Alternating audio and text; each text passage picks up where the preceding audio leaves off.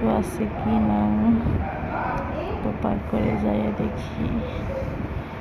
তো এখানে কিছুই নাই খাওয়ার নেওয়ার মতো।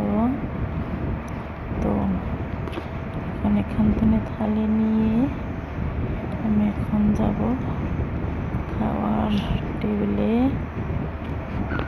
এখান থেকে ভাত খাইয়ে বাইরে হাত ধোবো বেসিনে হাত ধোয়া আমার এখন শেষ।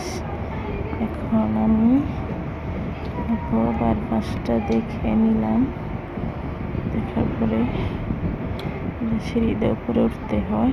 আপনি গল্প দেখালাম, এটা বারান্দা বেলকনি, তো এখানে বসে থাকা হয়।